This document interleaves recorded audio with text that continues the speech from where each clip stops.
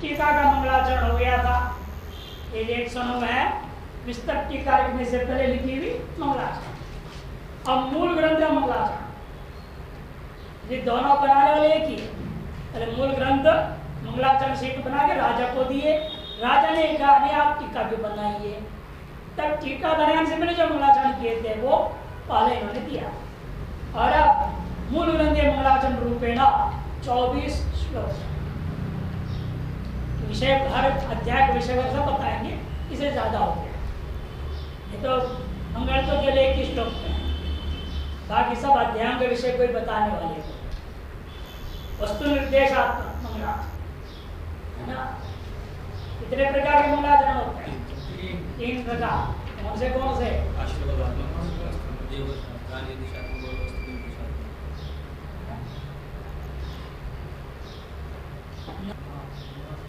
नमस्कारात्मक, वस्तु निर्देशात्मक और आशीर्वादात्मक। नमस्कारात्मक पहले आई है, वहां भी एक श्लोक में कर ही दिए थे, यहाँ भी एक श्लोक में कर देंगे, बल्कि आधे श्लोक में निपटा देंगे। गुरु को ईश्वर को एक करके गुरु को प्रणाम करने से ईश्वर को प्रणाम मान के चल रहे हैं।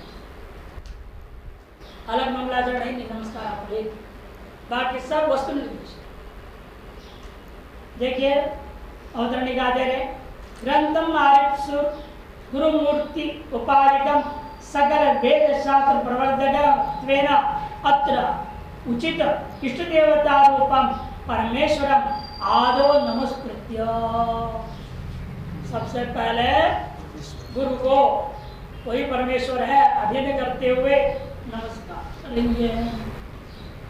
ग्रंथ को आरंभ करने की इच्छा से, ग्रंथम आरिप्सु, आरंभ करने की इच्छा से, आरिप्सु गुरु मूर्ति उपाधिकम, गुरु के शरीर है उपाधि जिसका, मैंने गुरु को ही परमात्मा मानना है। परमात्मा की उपाधि कौन है? गुरु है। इसे गुरु मूर्ति उपाधिकम सकल वेद शास्त्र प्रवर्तकत्वेन अत्र, कि गुरु ही क्या है? सकल वेद शास्त्र का प्रवर्तक होता है। आदि काल में सकल वेद शास्त्र प्रवर्तक कौन हुआ था? परमेश्वर। वर्तमान में गुरु ही सामने जो है वही सकल वेद शास्त्र पढ़ाता है, तत्पर वेद शास्त्र को वो प्रवर्तक। गुरु और ईश्वर का भेद कर रहे हैं। हाँ, सकल वेद शास्त्र प्रवर्तकत्वेन अत्र उचित इष्ट देवता रूप, अपने अपने जो भी उचित इष्ट देवता है वो इष्ट देवता स्वरूप गुरु मूर्ति के साथ आवेद कर लेना। परमेश्वरम, ऐसा जब परमेश्वर है उनको आदो नमस्कृत्य, सबसे पहले नमस्कार करके फिर श्रोत्र प्रवृत्ति सिद्ध्यर्थम, श्रोता का ग्रंथ का अध्ययन में प्रवृत्ति सिद्ध कराने के लिए विषय प्रयोजने दर्शन, विषय भी दर्शाना है हमने, प्रयोजन भी बताना है। ये प्रयोजन मनुष्य बिना प्रवृत्ति, बिना प्रयोजन को जानकारी लिए कोई व्यक्ति प्रवृत्त नहीं होता। प्रयोजन जानना जरूरी है। हर चीज का प्रयोजन आप जानेंगे, जैसे क्या लाभ है, जैसे शब्दावली की क्या लाभ है बोलते हो। दुकान में कहीं जाओ, कोई भी चीज तो आप पहले समझ लेंगे ना इसका क्या मतलब है। जब पहले से जानते तो कोई बात नहीं जानते तो पूछना पड़ेगा उससे। मोबाइल की दुकान में जाते तो अब क्या होता है आजकल, जिस चीज को आप जानते तो जानते हैं, जब नहीं जानते हो मॉडल सामने देखा तो आप कहेंगे इसमें क्या विशेषता है, क्या प्रयोजन, क्या लाभ है, इससे विशेष है। वो कहेगा उसके पैसे ये ज्यादा ही वर्णन करेगा, लंबा छोटा व्याख्या कर देगा, आप आकर्षण करेगा उस ऑर्डर पे। आप उसके प्रयोजन को स्वीकार करते तो खरीदेंगे, नहीं तो नहीं। इसे यहाँ भी ग्रंथ का प्रयोजन बताएंगे और प्रयोजन आपके अनुकूल है तब आप उसे प्रवृत्त होंगे, नहीं तो छोड़ो, कौन पड़े। ये प्रयोजन बताना चाहिए, विषय बताओ और प्रयोजन, इन दोनों को दर्शाते हुए तम ग्रंथम प्रतिजानीते, ऐसे यह जो ग्रंथ है जमीन न्यायमाला, इसका जो वो प्रतिज्ञा पूर्वक आरंभ करने जा रहे हैं। प्रणम्य परमात्मानं श्री विद्यातीर्थ रूपिणं जीवनी न्यायमाला श्लोकै संगृह्यते स्फुटम्। प्रणम्य परमात्मानं श्री विद्यातीर्थ रूपिणं, विद्यातीर्थ अपने को तो श्री विद्या तो देने वाले उनका जो गुरु थे उस गुरु को कह दिया श्री विद्या तीर्थ रूपिणम। उनका खुद का नाम था विद्यारण्य तीर्थ, गुरु का नाम था भारती तीर्थ। भारतीय तीर्थ को कह रहे विद्या तीर्थ रूपिणम। कौन सी विद्या? श्री विद्या। श्री विद्या में उन्होंने प्रवेश कराए थे। श्री विद्या तीर्थ स्वरूप मेरे जो गुरु है, जो परमात्मा से भिन्न है, उनको मैं प्रणाम करके श्लोक ही स्फुटम जैमिनीय न्यायमाला संगृह्यते। श्लोकों के द्वारा स्पष्ट शब्दों से, श्लोक भी ऐसे नहीं तुमको उलझा दे, तुम दिमाग को घुमा दे, ऐसा नहीं, सीधे सा सरल शब्दों से श्लोक ही स्फुटम जैमिनी न्यायमाला संगृह्यते। जैमिनीय दर्शन में 1000 अधिकरणों में लगभग 1000 न्याय माना गया, उनकी माला के समान माला गूंथ कर आपके सामने में श्लोकों के द्वारा प्रस्तुत करता हूं। क्या क्या स्वयं कर रहे? जैमिनी प्रोक्तानि धर्म निर्णायकानि अधिकरणानि न्यायाः ते अस्य ग्रंथस्य विषय। जैमिनी के द्वारा प्रोक्त धर्म के निर्णायक अधिकरणों में जो न्याय बताए गए हैं जितने, ते वे न्यायाः अस्य ग्रंथस्य विषय, ये न्याय इस ग्रंथ का विषय है।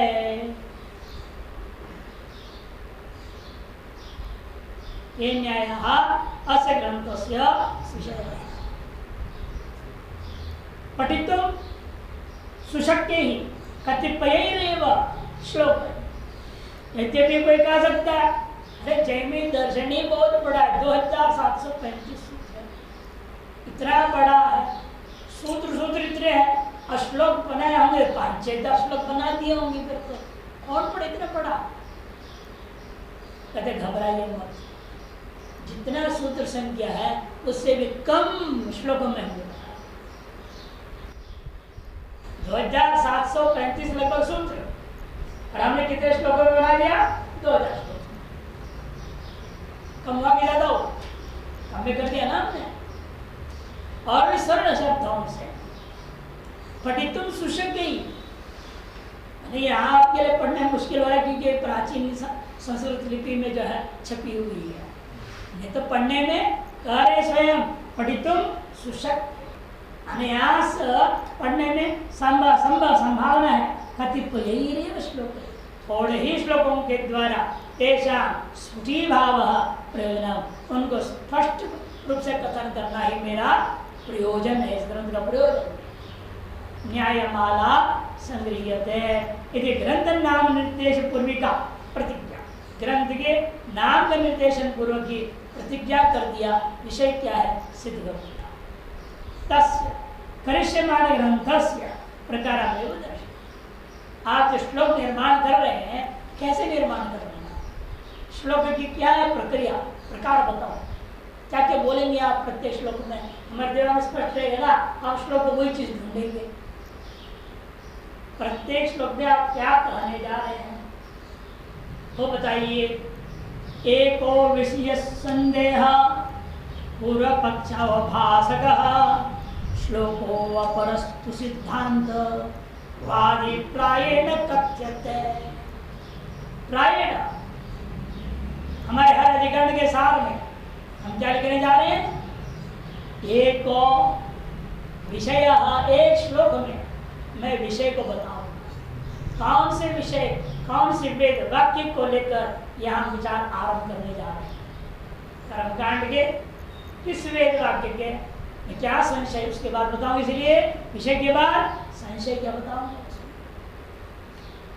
फिर पूर्व पक्ष, इसके अवभाषक एक, 3 चीज को बताने के लिए एक श्लोक प्रयोग करूंगा।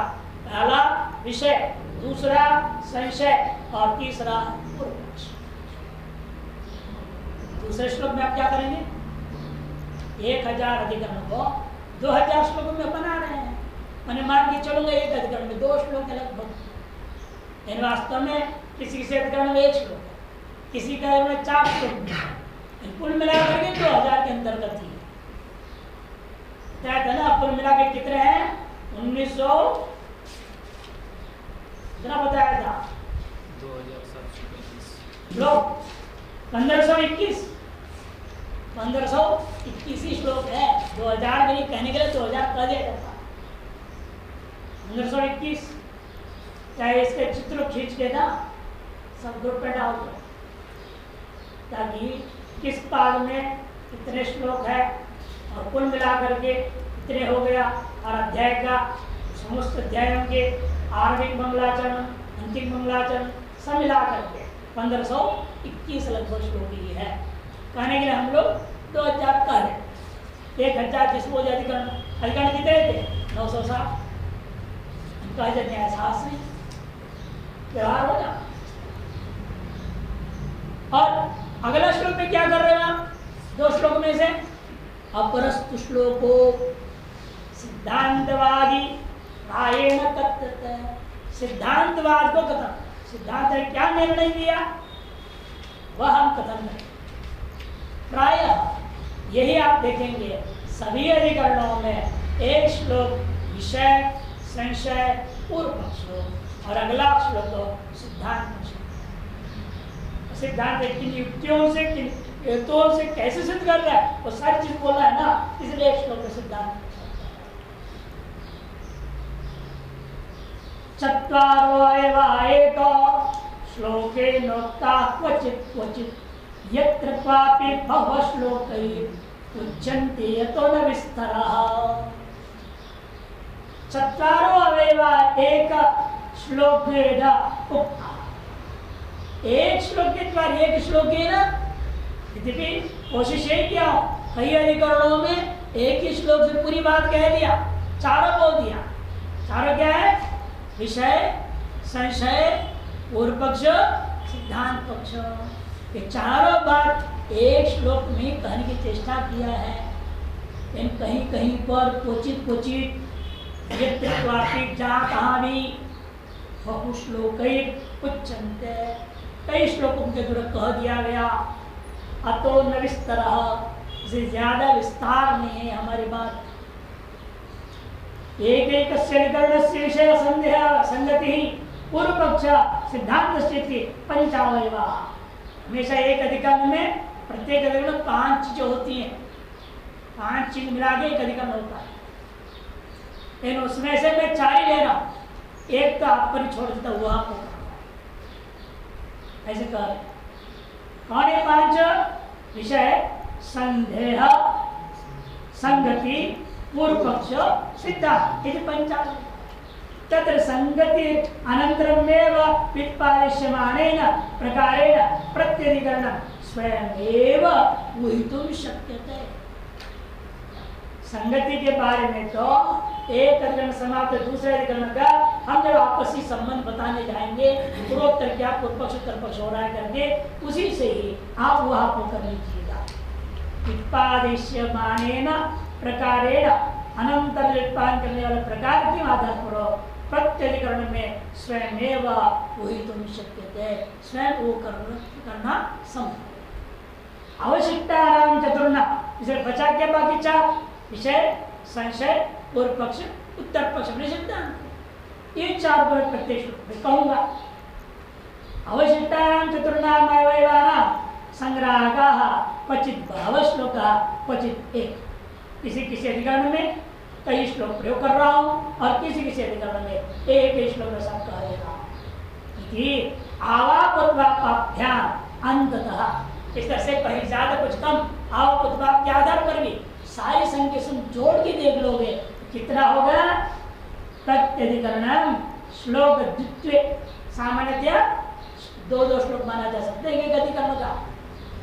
श्लोक द्वित्वे संख्या परिवश्यति, श्लोक 2 संख्या ही मानी जाएगी एक अधिकरण में, 3 नहीं।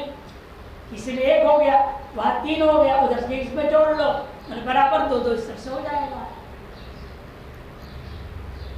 अतो बहुत बार विभ्यता ग्रंथ गौरव शंका न कर, इसे भयभीत होने की जरूरत नहीं। जैसे वार्तिक है, मृदान्य वार्तिक कौन पढ़ता है? लगभग 6000 बनाएंगे, कौन पढ़ेगा उसको? इसलिए फिर वार्तिक सार बनाना पड़ा, उसको भी पढ़ने वाले नहीं रह गया।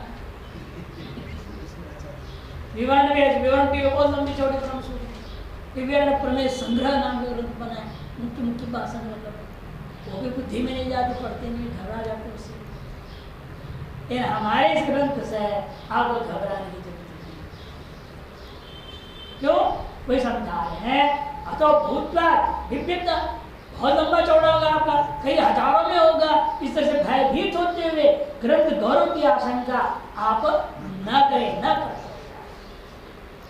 तमेव ग्रंथ बाहुल बहुत अभाव स्फुटी, उसे ग्रंथ के बहुत अभाव को स्पष्ट करते हुए रूपक व्याजेन सुबोधत्व, एक रूपक के बहाने से आपको हमारे जमीन न्याय वाला सुबोध है, अनायास बोध हो जाएगा। इस बात को समझा सर्वथा सहस्रे द्वे नातिक्रामति संग्रह मीमांसा सागरस्तेन क्रीड़ा पुष्करिणी भवे।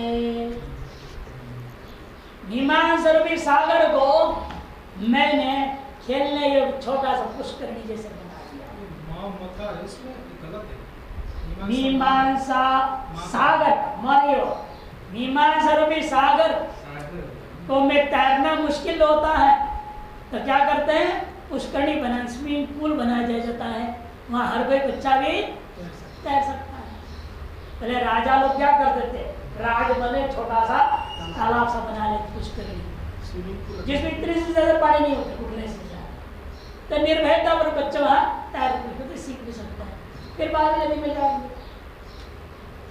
जैसे राज खानदानी बच्चों के लिए और आजकल तो पैसे वालों के लिए जगह जगह स्विमिंग पूल बना हुआ है,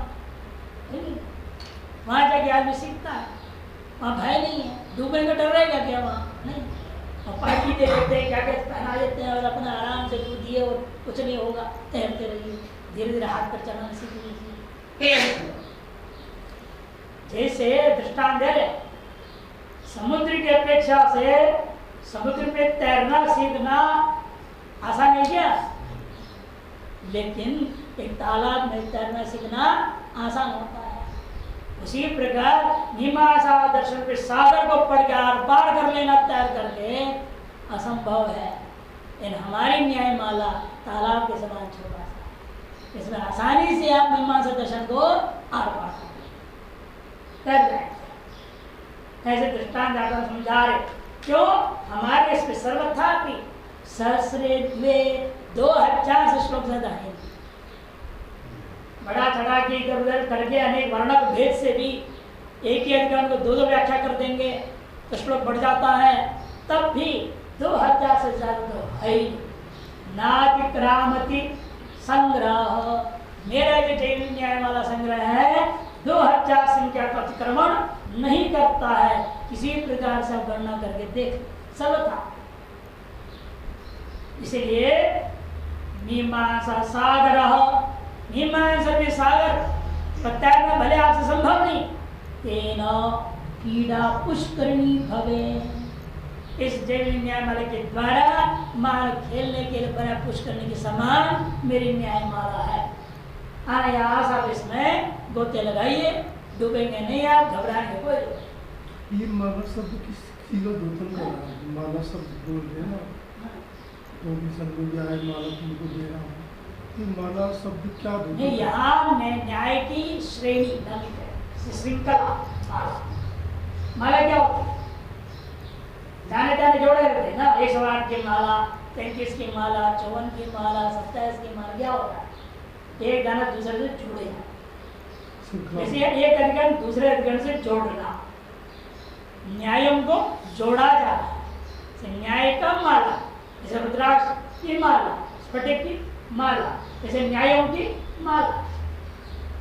वहां कठोपनिषद में कर्म फल रूपी माला, किसी में माला कर सकता है, एक जोड़ना है आपने। 1000 न्याय लगभग हैं, उन्हें जोड़ते जाइए समय प्रकार क्रमेण प्रकार से।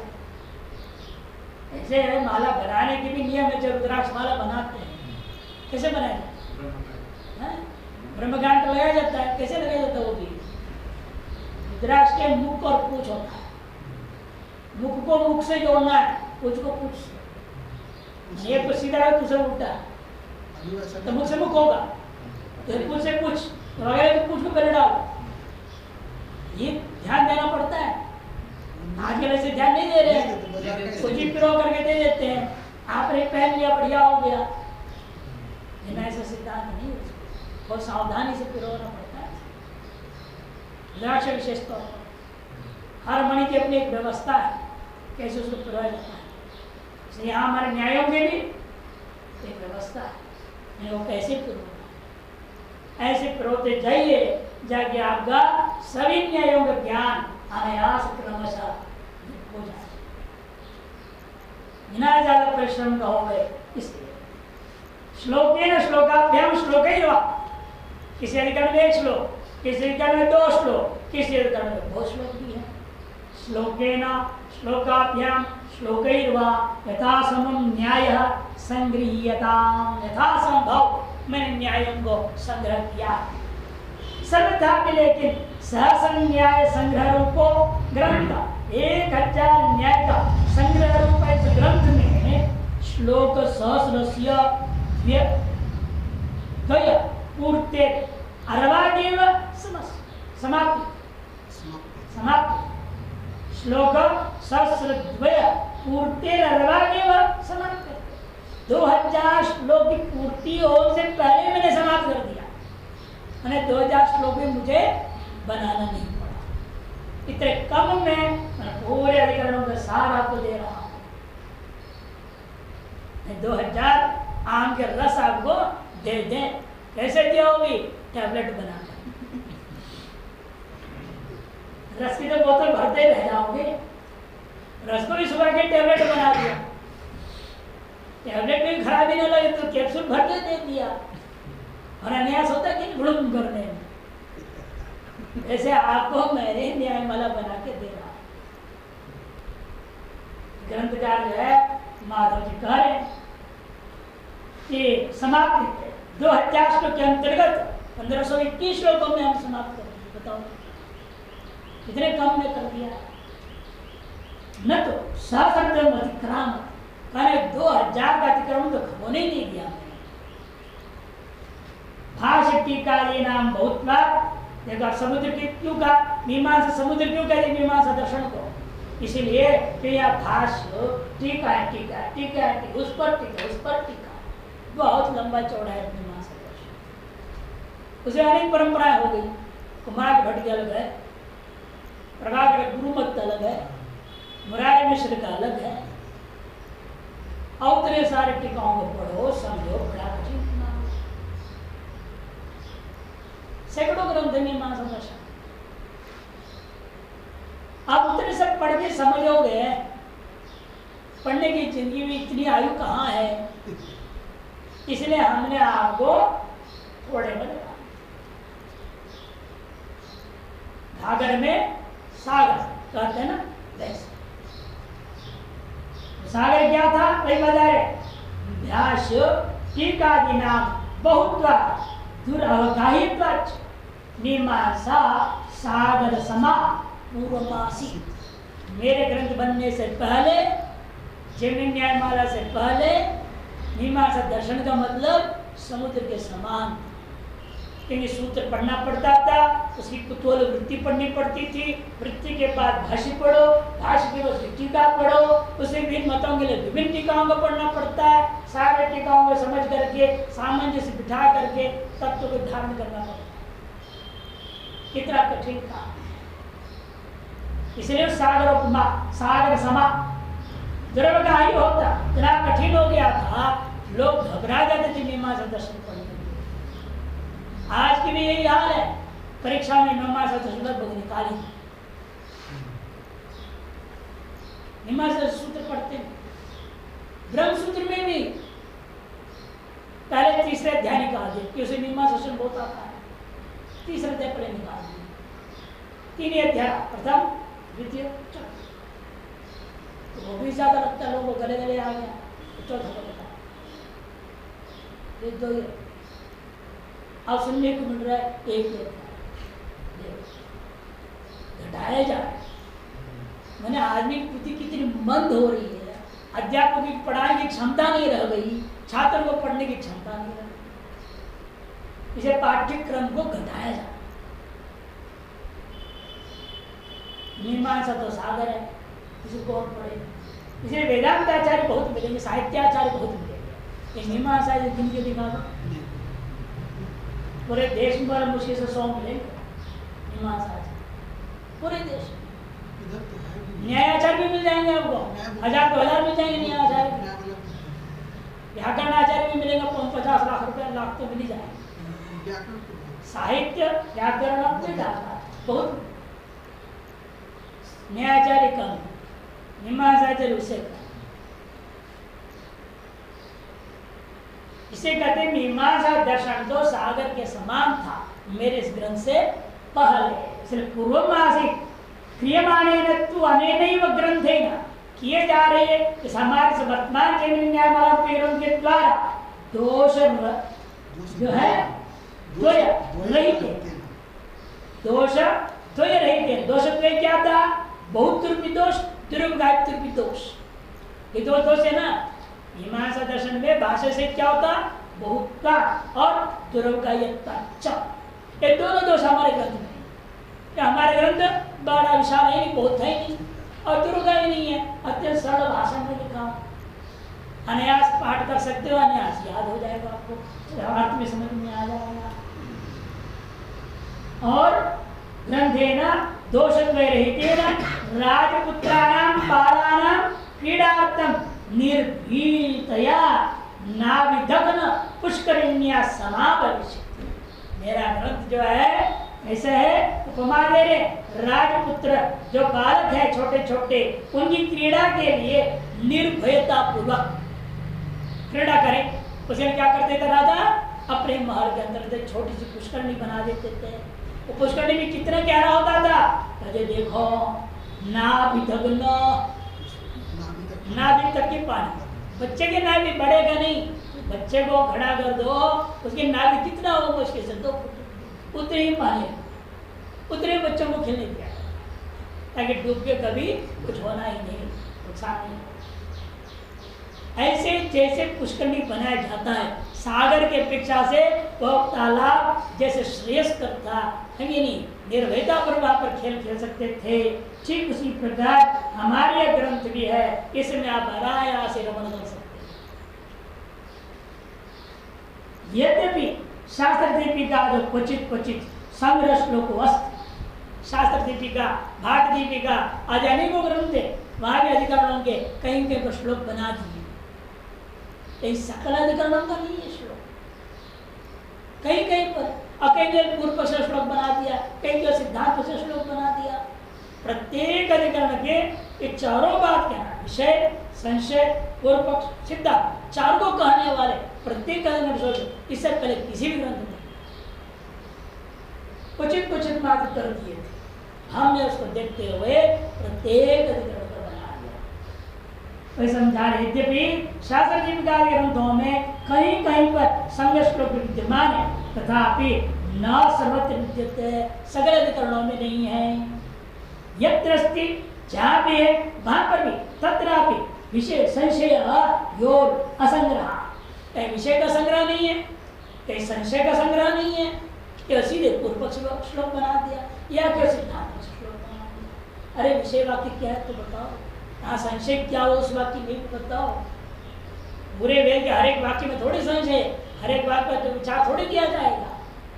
जिन वाक्यों में, जिन मंत्र आदियों में, ब्राह्मण भाग में, मंत्र भाग में, आरण्यक भाग, संहिता भाग में जहाँ कहीं भी संशय हो रहा है, कर्मकांडियों के लिए, विशेषतः श्रोत कर्म करने वालों के लिए जहाँ जहाँ संशय है, वो संशय तो बताओ, ये वाक्य इसलिए संशय है। उस संशय में पूर्व पक्ष अपनी तरफ से क्या ग्रहण करना चाह रहा है, और फिर न्यूनता बताते हुए सिद्धांत क्या निर्णय दे रहा है, सारी बात उन्होंने श्लोकों में संग्रह नहीं किया, और हम सब संग्रह कर रहे हैं। ये अंतर है हमारे और उनमें। यत्र अस्ति तत्रापि विषय संशयो असंग्रहाच्च, श्लोक पाठ मात्रेण अधिकरणम उपनिषतुम शक्य न श्लोक पाठ मात्रेण, इसे श्लोक पाठ मात्र से अधिकरण के पूरा उपन्यास नहीं हो सकता उनके श्लोकों के पाठ मात्र से। उनके श्लोक कैसे थे? इसे संशोध असंग्रहण न श्लोक पाठ मात्रेण, श्लोकों के पाठ मात्र से अधिकरण पूरे का उपन्यास करना संभव नहीं था। अतो न क्वापि गतार्थता, इसीलिए गतार्थत्वम शंकनीयम।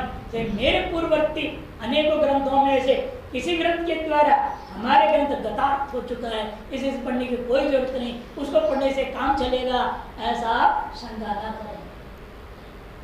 इससे पूर्ववर्ती ऐसा कोई ग्रंथ नहीं जिसे गतार्थ। इस सिद्धांत कौमुदी है आपका, इससे पहले 3 ग्रंथ कम से कम पढ़ना पड़ता था, 3 अलग अलग ग्रंथ पढ़ने पड़ते। प्रक्रिया कौमुदी नाम के ग्रंथ था, दूसरा माधवीय धातुवृत्ति इनका ही था, माधवीय धातुवृत्ति और रूप तरंगी, ये 3 पुस्तक पढ़ते। अब घटोत्कच दीक्षित ने क्या किया, तीनों में से बातें संग्रह करके एक ग्रंथ बना दे, सिद्धांत कौमुदी। आप लोग इसी को पढ़ते हैं, उनको जानते हैं। तो 3 ग्रंथ पढ़ के जो लाभ होता था वो इससे लाभ हो रहा है एक ग्रंथ से। क्यों 3 में समय लगा, बेकार समय लगा। इधर से यहाँ जैमिन न्याय पढ़ने से ही हाथ दीपिका, शास्त्र दीपिका, जितने भी ग्रंथ है सब ग्रंथों का पद पदार्थ ज्ञान आपको हो जाएगा। इसे उससे परिश्रम करने की जरूरत नहीं, इसमें मेहनत कर लो थोड़ा, और ये थोड़ी मेहनत से ही होना है।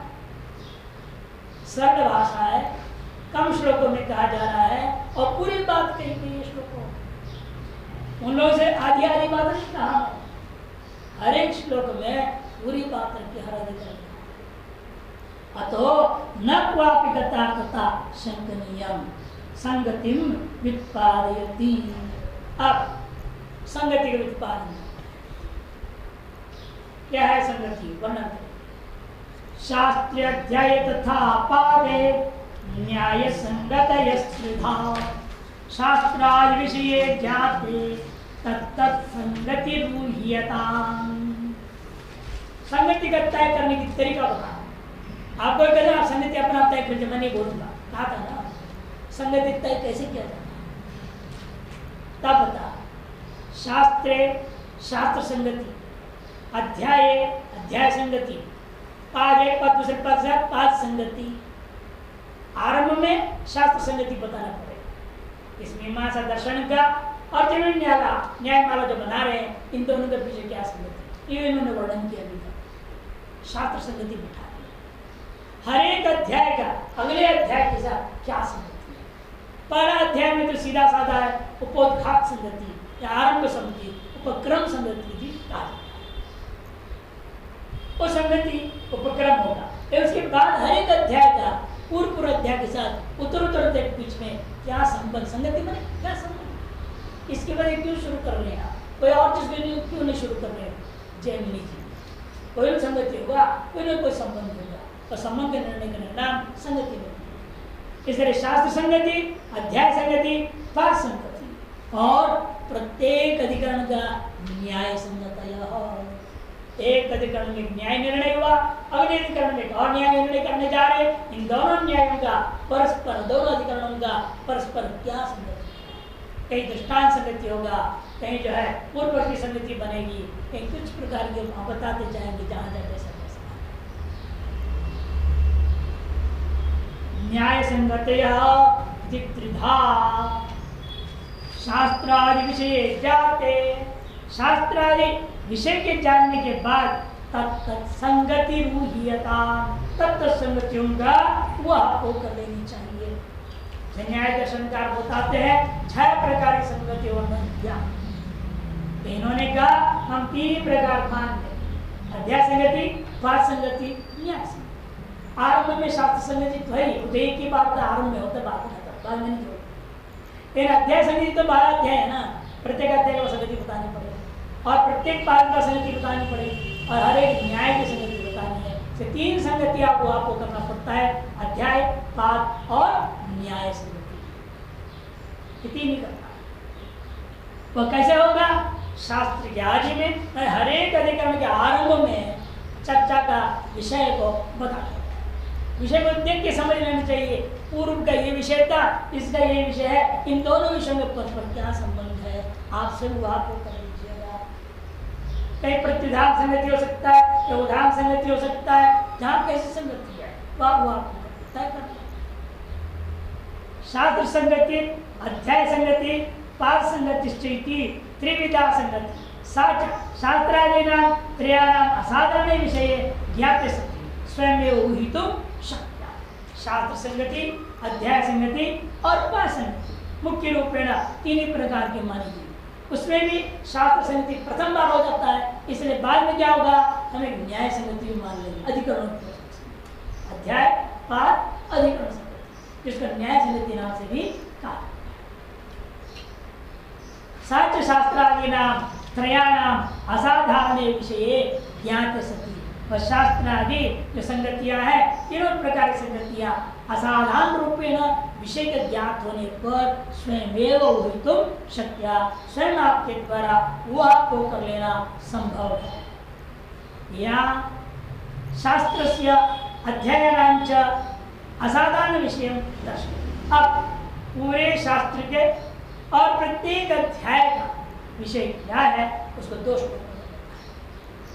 शास्त्रस्य अध्यायानांच और अध्यायों का असाधारण विषय क्या है वो बता।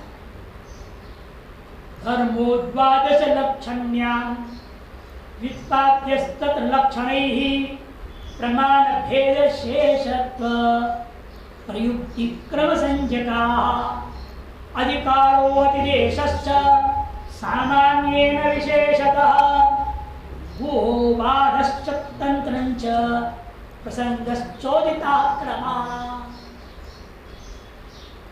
संपूर्ण शास्त्र के द्वारा व्युत्पाद्य विषय क्या है? व्युत्पाद्य तत्र क्या है?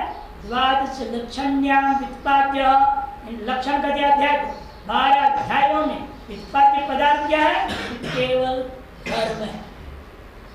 धर्म की व्युत्पत्ति प्रसंग में क्वचित अधर्म की भी चर्चा करें।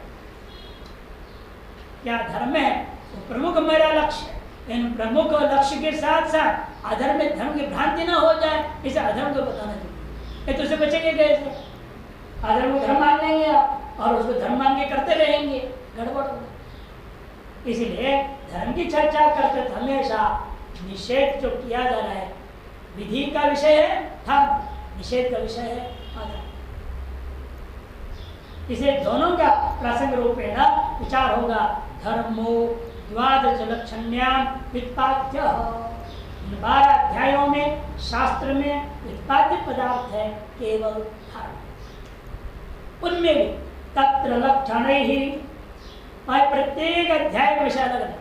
पहला अध्याय का नाम प्रमाणाध्याय, दूसरा भेद, तीसरा शेषी भाव, चौथा प्रयुक्ति, पांचवा क्रम संज्ञकाः, क्रम नामक से अध्याय।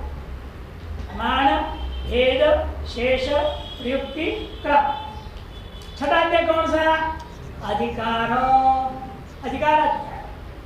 7वें और 8वें अधिदेशश्च सामान्येन विशेषतः, 7वां अध्याय सामान्य अधिदेश, 8वां अध्याय विशेषण। 9वां अध्याय ऊह, 10वां बाधश्च, 11वां तंत्रञ्च, 12वां प्रसंगश्च उदिता क्रमात्, क्रमशः अध्याय में इन पदार्थों का वर्णन किया। प्रथम अध्याय का नाम है नामानुसारण पदार्थ समझना। प्रमाण अध्याय नाम क्यों है? कि प्रमाणों की चर्चा है उसमें।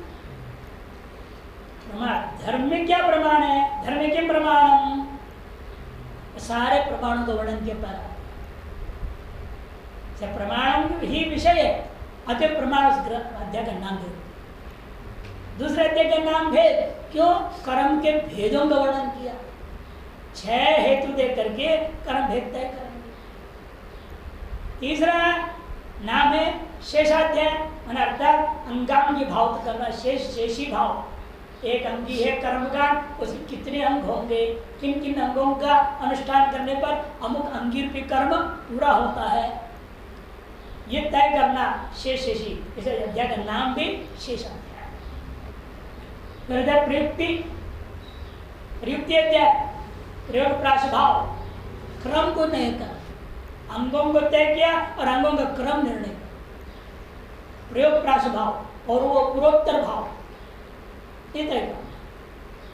फिर क्रमो अध्याय अलग, स्थान क्रम आदि वो भी 6 प्रमाणों के द्वारा निर्णय करेंगे। जैसे अंगांग का निर्णय होता है 6 प्रमाण से, क्रम का निर्णय होता है 6 प्रमाण से, 6 प्रमाण का विचार होगा इन अध्याय। और छठा अधिकार अध्याय, छठे अध्याय में अधिकार विषय, किस याग का अधिकारी कौन है। कर्मकांड में अधिकारी के निर्णय बहुत महत्वपूर्ण, ज्ञान में अधिकारी का निर्णय महत्वपूर्ण। आप ये संपन्न होना जरूरी है, वही ज्ञान कांड का अधिकारी होता है। अधिकारित्व के बिना काम चलेगा नहीं, उसमें भी थोड़ा दया करेंगे, ये मंदाधिकारी है, ये मध्यमाधिकारी है, उत्तमाधिकारी क्या है, अति मंदाधिकारी भी ले लेते हैं। ये मूढ़ाधिकारी नाम से किसी का वर्णन नहीं किया। मूढ़ भी और अधिकारी भी बन जाए, कैसे होगा काम, वो नहीं हो सकता। पतंजलि में तो निरूपण किया, पतंजलि ने तो निरूपण किया, मूढ़ाधिकारी नहीं है, मूढ़ भूमि को बोलते हैं और योगाधिकारी नहीं बोला। मूढ़ भूमि है पंचभूमियों में, ये अधिकारी नहीं हो, विक्षिप्त से शुरू होता है। इसलिए विक्षिप्त विक्षिप्त निरुद्ध, एकाग्र निरुद्ध, ये 4 भूमि वाले अधिकारी हो, मूढ़ नहीं।